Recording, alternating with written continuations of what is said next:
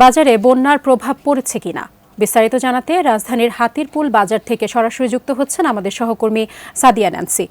Nancy, মাছ মাংস সহ অন্যান্য নিত্য পণ্যের দাম কিরকম আজকে দেখতে পাচ্ছেন আমাদেরকে জানাবেন, যেহেতু বন্যা পরিস্থিতির একটি প্রভাব কিন্তু পড়েছে বাজারে। সাজিয়া, ধন্যবাদ। প্রথমে একটু জানিয়ে রাখতে চাই, আজকে যেহেতু সরকারি ছুটি, কাজে সরকারি ছুটির দিনে সকালের বাজারের চিত্রটি যেমন থাকে আমরা কিন্তু সকাল থেকে আসলে সেরকম দেখতে পাইনি। অর্থাৎ বাজারে কিন্তু ক্রেতা উপস্থিতি অনেকটাই কম ছিল। আমরা বেশ কয়েকটি বাজারেই গিয়েছি, কারণ বাজার থেকে শুরু করে হাতিরপুল বাজার, নিউ মার্কেট কিংবা পলাশী বাজার, সবগুলো বাজারের চিত্র কিন্তু বলা যায় একই রকম। ক্রেতার উপস্থিতি একদমই কম এবং বিক্রেতাদের সঙ্গে কথা বলে যেটি আমরা জানতে পেরেছি সেটি হচ্ছে, বিক্রেতারা বলছেন আসলে গেল সপ্তাহ কিংবা গেল 2-3 দিনের তুলনায় কিন্তু কিছু পণ্যের দাম কমেছে, কিছু অপরিবর্তিত আছে। যদি বলি মাংসের দাম, বিশেষ করে গরুর মাংস কিংবা মুরগির মাংস, এই মাংসগুলোর দাম কিন্তু অপরিবর্তিত আছে বেশিরভাগ ক্ষেত্রে। শুধুমাত্র ব্রয়লার মুরগির ক্ষেত্রে কেজি প্রতি 10 থেকে 20 টাকা কিন্তু কমেছে।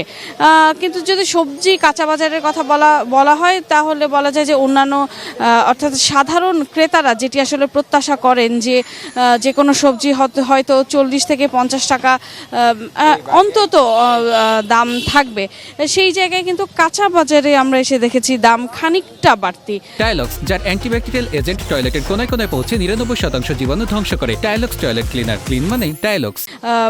বিশেষ করে আজকের বাজারে আমরা দেখেছি পেঁয়াজের দাম কিন্তু কেজি প্রতি বেড়েছে 10 থেকে 20 টাকা। অর্থাৎ গেল সপ্তাহে আমরা দেখেছি যে পেঁয়াজ বিক্রি হয়েছে 120 টাকা, এই সপ্তাহে কিন্তু সেই একই পেঁয়াজ বিক্রি হচ্ছে 140 থেকে 142 টাকা। বিভিন্ন বাজার ভেদে কিন্তু এই দাম নির্ভর করছে। তবে মাছের দাম আগের মতোই স্বাভাবিকভাবে একটু বাড়তি।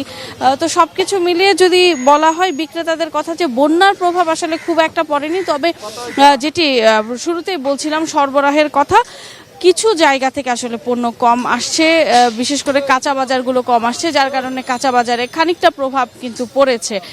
পণ্য সরবরাহ মোটামুটি স্বাভাবিক বলা যায়, আগের তুলনায় সরবরাহ কিছুটা কমলেও বাজার পরিস্থিতি একদম নিয়ন্ত্রণের বাইরে সেরকমটি বলা যায় না। তো সব কিছু মিলিয়ে ক্রেতা উপস্থিতি কম থাকলেও কিন্তু বাজারে গেল সপ্তাহের মতোই মোটামুটি দাম আছে বেশিরভাগ পণ্যেরই। সাজিয়া। ন্যান্সি, আপনাকে ধন্যবাদ।